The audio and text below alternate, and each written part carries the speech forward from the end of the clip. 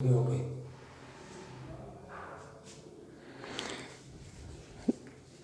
नमस्कार मित्रों,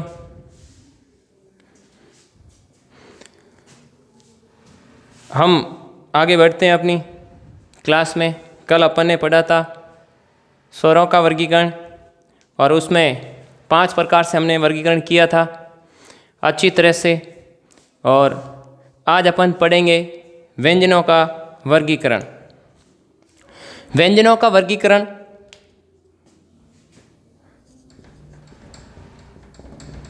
व्यंजनों का वर्गीकरण व्यंजनों का वर्गीकरण व्यंजनों का वर्गीकरण करने से पहले यदि बात आए कि हिंदी में मूल व्यंजन कितने होते हैं, मूल व्यंजन कितने होते हैं? 33 होते हैं।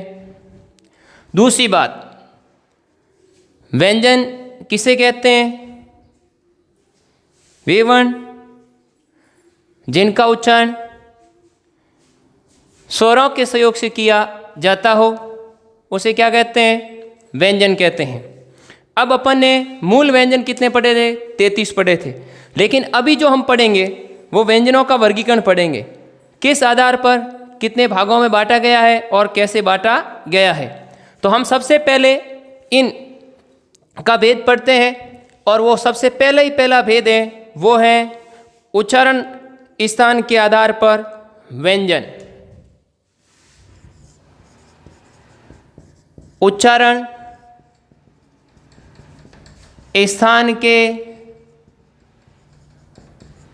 आधार पर व्यंजन। तो मेरे मित्रों ध्यान रखना, उच्चारण के आधार पर व्यंजन कितने प्रकार के होते हैं? 8 प्रकार के होते हैं। कितने प्रकार के होते हैं? 8 प्रकार के होते हैं। अब वो 8 प्रकार के कौन कौन से होते हैं और कैसे होते हैं, थोड़ा ध्यान देना। उच्चारण स्थान के आधार पर व्यंजन कितने प्रकार के होते हैं? 8 प्रकार के होते हैं। और कौन कौन से होते हैं तो हम सबसे पहले शुरू करते हैं और वो सबसे पहला भाग अपना है और वो कौन सा है? कंठीय। कौन सा भाग है? कंठीय।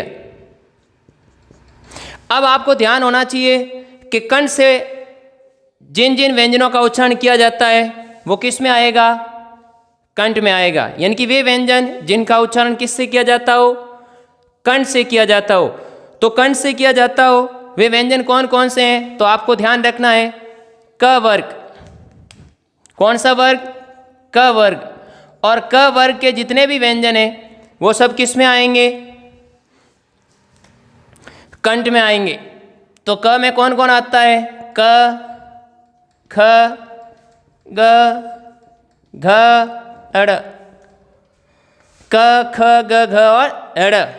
अगर यदि अपन बात करें तो यूं ये जो एक और होता है ह, ह का उच्चारण भी किससे किया जाता है?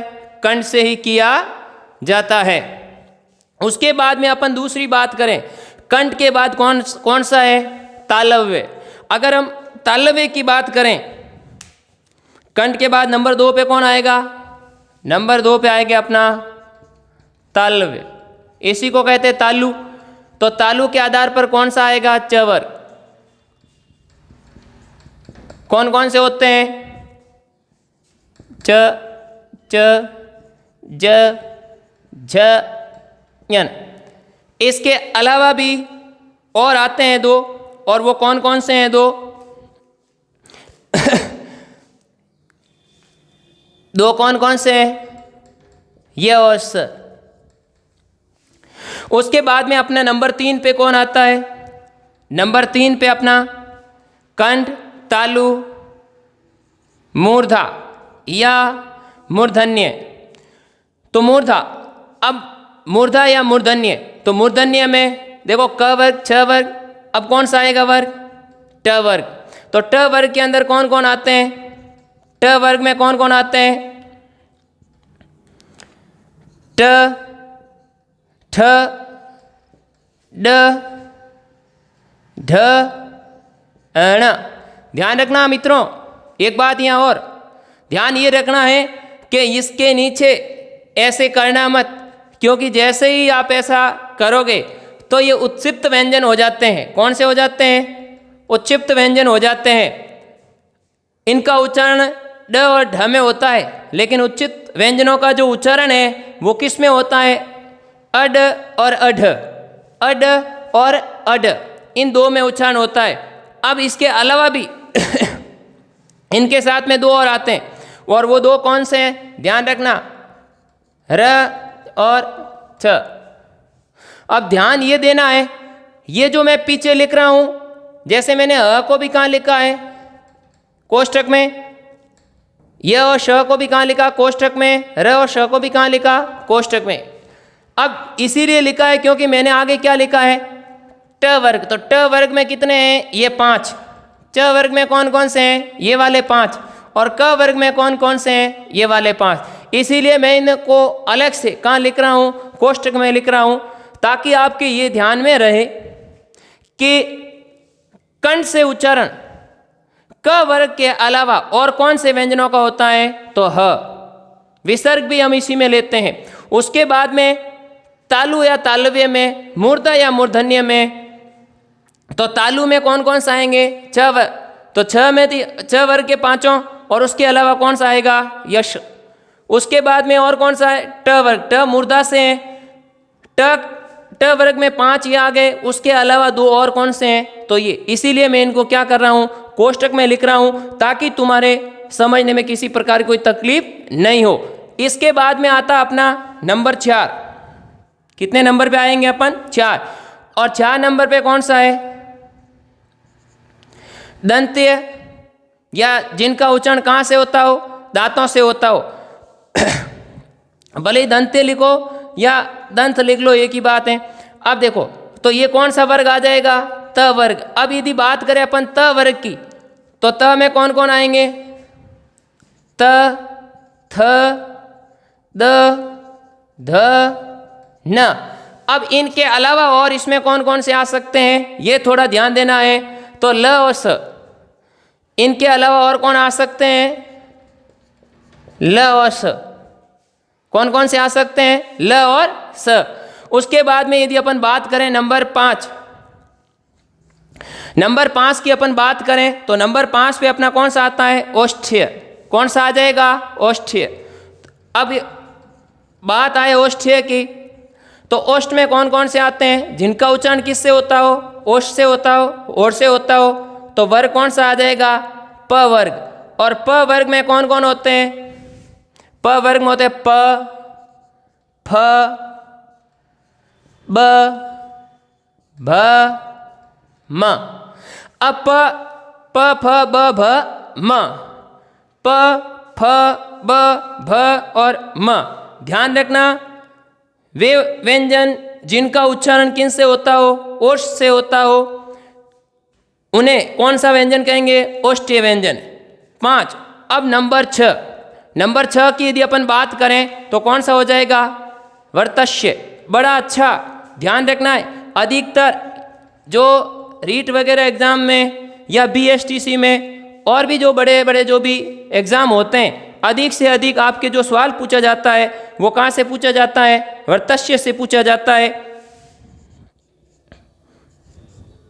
वर्तस्य। अब वर्तस्य व्यंजन, ध्यान रखना, वे व्यंजन जिनका उच्चारण किससे होता हो? मचूड़ों से होता हो। ध्यान रखना, इसका अर्थ ही यदि लिखना चाहे तो क्या होता है? मसूड़ा ही होता है। वर्तस्य व्यंजन। अब इस वर्तस्य व्यंजन में कौन कौन आएंगे? तो वर्तस्य व्यंजन के अंदर अपने आते हैं, और वो कौन कौन से होते हैं? ध्यान रखना, न, ल, स।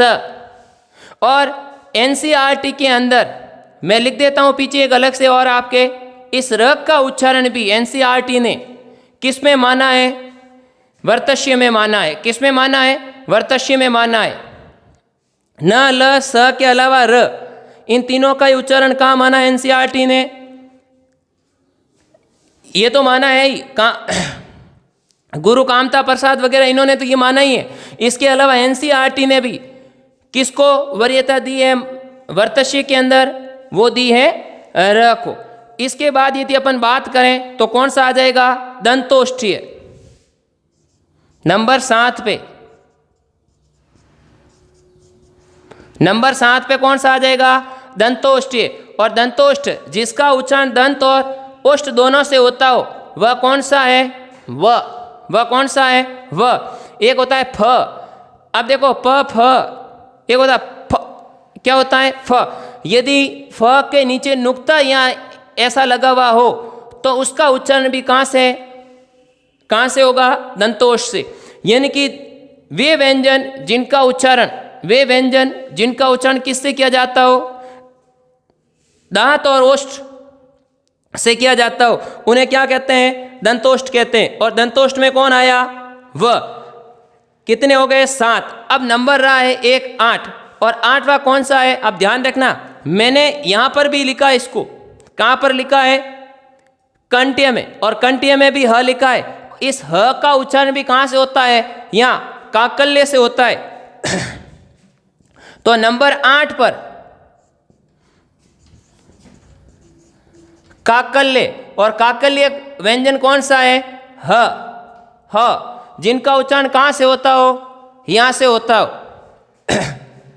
काकल्य से। तो ये हो गए अपने कितने प्रकार के? 8 प्रकार से। अब यदि अपन बात करें कि उच्चारण स्थान के आधार पर व्यंजनों को कितने भागों में बांटा गया है, तो इन 8 भागों में बांटा गया है। 8 भागों में सबसे पहला कौन सा भाग है? कंठ्य। कंठ्य के अंदर क वर्ग, और क वर्ग में के साथ में कौन सा? ह, यानी कि विसर्ग को भी इसमें शामिल करते हैं। साथ में ध्यान दो, तालव्य या तालु, मूर्धा या मूर्धन्य। तालव्य के अंदर च के 5, उसके बाद य च दोनों, उसके बाद में मूर्धा या मूर्धन्य, ट वर्ग पूरा, ट ठ ड ढ ण के साथ में र और छ। उसके बाद में यदि बात करें दंत्य की तो त वर्ग पूरा। कौन सा वर्ग? त वर्ग पूरा, ल और स। उसके बाद में बात करें ओष्ठ्य की तो ओष्ठ्य के अंदर आता है प वर्ग के 5। और उसके बाद में यदि बात करें अपन वर्तस्य की तो वर्तस्य का अर्थ क्या हो गया? मसुड़ा। यानी कि वे व्यंजन जिनका उच्चारण मचुड़ा से होता हो वह कौन सा हो जाएगा? वर्तस्य हो जाएगा। और इसमें कौन कौन आते हैं? न, ल और स। और एनसीईआरटी के अनुसार र को भी किसमें शामिल किया गया है? वर्तस्य में शामिल किया गया है। दंतोष्ठीय वे व्यंजन जिनका उच्चारण दांत और ओष्ठ दोनों से होता हो, और स्पेशली कौन सा है? व। और यदि फ, एक तो यहाँ हो गया, उसके बाद फ, तो ये कहाँ आएगा? नुक्ता लगा हुआ, तो वो दंतोष्ठ में आएगा। और अंतिम अपना 8वां कौन सा था? काकल्य। और काकल्य में कौन आएगा? ह आएगा। कौन सा आएगा? ह। तो इस प्रकार से उच्चारण स्थान के आधार पर स्वर कितने हो गए?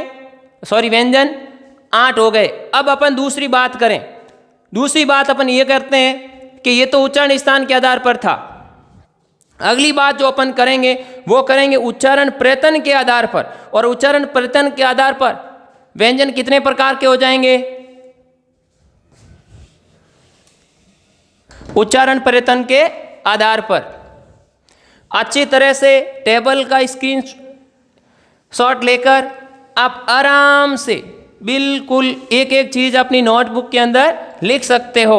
समय मिल रहा है, एकदम बिल्कुल धीरे धीरे चल रहा हूँ, किसी भी प्रकार की कोई हड़बड़ाहट या जल्दबाजी नहीं है। आराम से समझते हुए अपन आगे बढ़ते हैं। मित्रों, आप जल्दबाजी के अंदर एक ही दिन में एक किताब पूरी पढ़ लेते हो, लेकिन उसमें से या यूँ कहें एक पार्ट पूरा पढ़ लेते हो फटाफट 10-15 मिनट में, और फिर आपसे कोई पूछे उसी एक पेज के अंदर से कोई सवाल, और जब उत्तर नहीं आए तो वो पढ़ा हुआ ही किसी काम का नहीं है। कहा है थोड़ा पढ़ो, क्या पढ़ो? थोड़ा पढ़ो। लेकिन जो चीज़ पढ़ रही है उसमें से यदि कोई सवाल आए तो फिर वो गलत नहीं होना चाहिए। हम देखते हैं जब भी एग्ज़ाम आता है, कोई भी कंपटीशन का हो, 10वीं 12वीं का हो, बोर्ड परीक्षाओं का हो, रात भर यूँ फटाफट ये पढ़ लिया, वो पढ़ लिया, ऐसे पढ़ लिया, ऐसे पढ़ लिया, पूरी किताब करनी, अभी 2 पार्ट बाकी, 4 पार्ट बाकी, अभी ये बाकी, वो बाकी। इस चक्कर में हमारा कुछ भी हमें प्राप्त नहीं होता, जो कुछ याद होता है वो भी हम क्या होते हैं, भूल जाते हैं। इससे तो बढ़िया ये होता कि हम आराम से पढ़ते और 4 पाठ पढ़ कर जाते हैं, और उन 4 पाठों में से यदि कोई सवाल बढ़िया बड़े नंबर का या ज़्यादा नंबर का या ढंग का कोई क्वेश्चन आता और फिर वो गलत नहीं होता, तो रात भर जो पूरी किताब पढ़ने में मेहनत की उससे तो वो बढ़िया होता।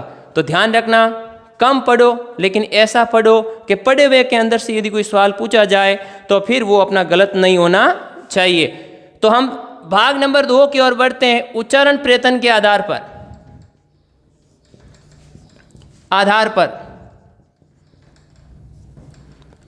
पर व्यंजनों को कितने भागों में बांटा है? 9 भागों में बांटा है। कितने भागों में बांटा है? 9 भागों में बांटा है। और उस 9 में से नंबर 1 पे अपना कौन सा आएगा? स्पर्श व्यंजन। नंबर 1 पे कौन सा आएगा? स्पर्श, स्पर्शी या वर्गीय व्यंजन। कौन सा व्यंजन आएगा? वर्गीय व्यंजन। अब यदि इस व्यंजनों की बात करें तो ये होते कौन से हैं? नाम से ही पता चल रहा है कि ये कौन से होते हैं, वर्गीय व्यंजन, यानी कि जो वर्ग हैं। और अभी अपन ने कितने वर्ग पढ़े थे? 5 वर्ग पढ़े थे। पहला वर्ग कौन सा था? क। दूसरा कौन सा? च। तीसरा कौन सा था? ट। चौथा कौन सा था? त। और 5वां था प। तो ध्यान रखना, क से लेकर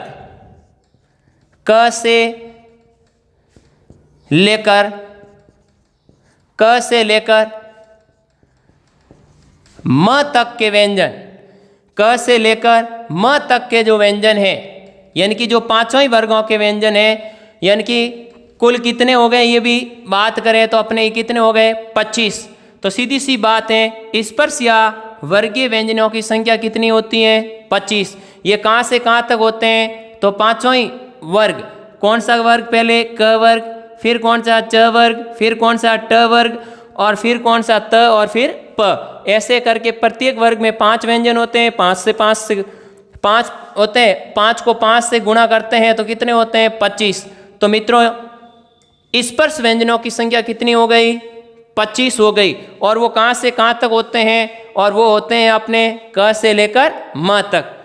अब आपसे कोई सवाल ये कर ले कि स्पर्श व्यंजन किसे कहते हैं, तो साफ सुथरी बात है, वे व्यंजन जिनका उच्चारण करते समय जीवा मुख के किसी भी अवयव को क्या करती है?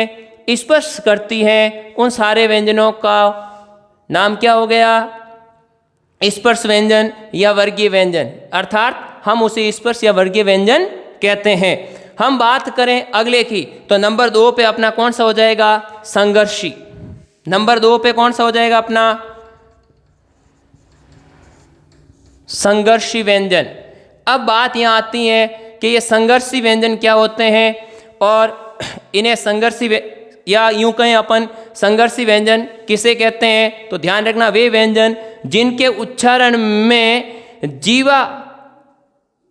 जीवा के अवयवों में क्या आ जाती हैं?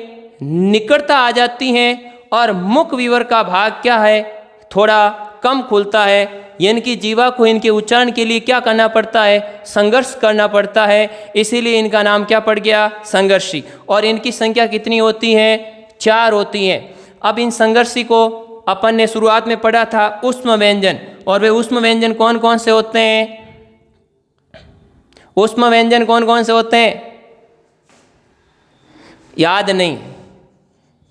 स, तालव्य स, दंत्य, तालव्य, मूर्धन्य, दंत्य और ह, ये 4। अब अपन आगे बात यदि अपन बढ़ें, स्पर्श 25, संघर्षी कितने हो गए? 4। अब आएगा स्पर्श संघर्षी। दूसरा हो गया। तीसरा कौन सा आएगा? स्पर्श संघर्षी व्यंजन। कौन सा आएगा? स्पर्श संघर्षी व्यंजन। अब स्पर्श संघर्षी व्यंजन यानी कि जीवा मुख अवयवों को क्या करती है? स्पर्शी करती है। स्पर्श करने के बाद उसे और क्या करना पड़ता है, संघर्ष करना पड़ता है। तो वो कितने हैं और वो कौन से हैं, तो वही 4 ही हैं, छ, च, ज, झ। बहुत सारी किताबों के अंदर आपको यण भी लिखा हुआ मिलता है, लेकिन वास्तविक तौर से स्पर्श संघर्षी व्यंजनों की संख्या भी कितनी होती है, 4 ही होती है। कितनी होती है, 4। यण को इसमें शामिल नहीं किया जाता है, यण को इसमें शामिल नहीं किया जाता है। आगे यदि अपन बात करें नंबर 4 की, तो नंबर 4 पे कौन आएगा, नासिक्य व्यंजन। अब नासिक्य व्यंजन से सीधा पता चल रहा है वे व्यंजन जिनका उच्चारण किससे होता हो, नाक से होता हो। और नाक से कौन कौन से बोले जाते हैं, प्रत्येक वर्ग का अंतिम यानी कि पंचम वर्ण। तो इन नासिक्य व्यंजनों का दूसरा नाम क्या है, पंचम वर्ण भी अपन इनको कहते हैं। कौन कौन से हैं, ध्यान दो, यण, ण,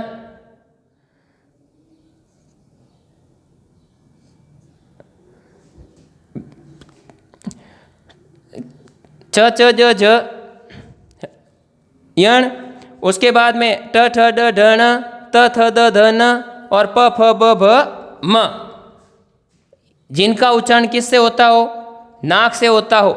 जिनका उच्चारण किससे होता हो, नाक से होता हो, उन्हें क्या कहते हैं, नासिक्य व्यंजन कहते हैं। प्रत्येक वर्ग का अंतिम यानी कि पंचम वर्ण, ये प्रत्येक वर्ग का कौन सा व्यंजन है, अंतिम यानी कि 5वां। और इस 5वां वर्ण होने के कारण इनका एक दूसरा नाम और निकल कर आता है, पंचम वर्ण। तो नासिक्य व्यंजनों का ही दूसरा नाम क्या है, पंचम वर्ण। अब यदि अपन बात करें उक्षिप्त व्यंजन की, किसकी बात करते हैं, उक्षिप्त व्यंजन। नंबर 5 पे कौन आ जाएगा, उत्क्षिप्त व्यंजन। अब ये कितने होते हैं, ये 2 होते हैं। 2 कौन कौन से होते हैं, अड और अड। अब ये ध्यान ये देना है कि उपक्षिप्त व्यंजन किन्हें कहते हैं या किसे कहते हैं। तो अपन ये परिभाषा में लिख सकते हैं, वे व्यंजन जिनका उच्चारण करने के लिए जीभ को क्या करना पड़ता हो, उछलना पड़ता हो, या वे व्यंजन जिनको उच्चारण करने के लिए क्या करना पड़ता हो, फेंकना पड़ता हो, उन्हें क्या कहते हैं, उक्षिप्त व्यंजन कहते हैं। इन्हीं उक्षिप्त व्यंजनों का ही क्या है, और भी नाम है, ताड़नजात, फेंका हुआ, उछला हुआ, ऐसे अपन और भी नाम इनके क्या कर सकते हैं, दे सकते हैं। अगला अपन बात करते हैं परकंपित व्यंजन। और परकंपित व्यंजन के अंदर कौन आता है, र आता है। परकंपित व्यंजन में कौन आता है, परकंपित व्यंजन। और इस परकंपित व्यंजन का भी दूसरा एक और नाम है जिसको कहते हैं लुंठित। दूसरा नाम क्या हो गया इसका, लुंठित व्यंजन। और इसका नाम क्या हो गया, लुंठित व्यंजन। कौन सा है, र। कौन सा है लुंठित व्यंजन, र। उसके बाद में यदि अपन बात करें, यानी कि परकंपित या लुंठित व्यंजन किसे कहते हैं, लुंठित का अर्थ होता है लुढ़कना, परकंपित का अर्थ होता है कंपन करना। परकंपित का अर्थ क्या होता है, कंपन करना, और लुंठित का अर्थ क्या हो गया, लुढ़कना। या यूँ कहें अपन कि जीवा के जब हम व्यंजन का उच्चारण करें तो जीवा को लुढ़कना पड़े या जीवा को कंपन करना पड़े, तो उस व्यंजन का क्या नाम आ जाएगा, परकंपित या लुंठित। इसके बाद में अपन बात करें नंबर 7 की, किसकी बात करें, नंबर 7। कितने हैं, 9। तो बात करें तो नंबर 7 पे कौन सा आएगा, पार्श्विक। कौन सा व्यंजन है, पार्श्विक। और पार्श्विक का अर्थ होता है पास में या नज़दीक से, पास में या नज़दीक से। तो इसमें कौन सा हो जाएगा, ल। इसमें कौन सा हो जाएगा, ल। अब यदि अपन बात करें आगे नंबर 8 की, तो 8 के अंदर अपन एक और ले सकते हैं। 8 में अपन लेते हैं किसको, नंबर 8। नंबर 8 की बात करें तो 8 के अंदर या तो अपन ऐसे लिख सकते हैं ईसत, स्पृष्ट, या लिख सकते हैं अपन अर्धस्वर, या लिख सकते हैं अपन संघर्षहीन। जैसे ये रहा संघर्षी, ऐसे ही ऐसे अपन लिख सकते हैं संघर्षहीन या संघर्षहीन, या इसी को अपन लिख सकते हैं अर्धस्वर, अर्धस्वर, या इसी को अपन लिख सकते हैं अर्धस्वर, या अपन इसी को एक और लिख सकते हैं ईसत स्पृष्ट, ये नाम है इनका। अब अर्धस्वर या संघर्षहीन या अर्धस्वर या ईसत स्पृष्ट, तो इसमें कौन आता है? यह और वह। इसमें कौन कौन आते हैं? यह और वह, यह और वह। ध्यान रखना, यह और वह, इनको अर्धस्वरी कहा जाता है, क्योंकि इनके निर्माण में यह के निर्माण में और वह के निर्माण में, यह का निर्माण किस में होता है? यण संधि के अकॉर्डिंग। ध्यान याद दो, अपन ने व्याकरण शब्द एक लिया था और उस व्याकरण शब्द के अंदर मैंने बताया था आपको, क्या बताया था?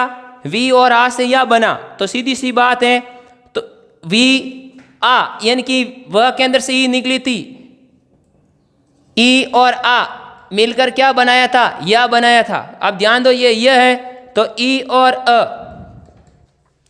दूसरी बात किसकी है? दूसरी बात है अपने वह की। तो वह की बात यदि करें तो वह में कौन हो जाएगा? उ और अ, उ और अ दोनों मिलकर क्या बन जाएंगे? वह। भाग कितने हो गए? 8। और अब लास्ट और अंतिम नंबर 9, और नंबर 9 में कौन आएगा? संयुक्त व्यंजन। कौन सा आएगा? संयुक्त व्यंजन। और संयुक्त व्यंजन कौन कौन से होते हैं? संयुक्त व्यंजन कौन कौन से होते हैं पहले पढ़ चुके हैं अपन। श, त्र, ज और श्र। संयुक्त व्यंजनों की भी संख्या कितनी हो गई? 4। संघर्षहीन या अर्धस्वर या ईसत स्पष्ट में इनकी संख्या कितनी हो गई? 2। तो ध्यान रखना, अपन ने पढ़ा उच्चारण परिवर्तन के आधार पर व्यंजनों का वर्गीकरण, उसमें 9 भेद हैं। इससे पहले जो अपन ने पढ़ा था उच्चारण स्थान के आधार पर, उसमें 8 थे।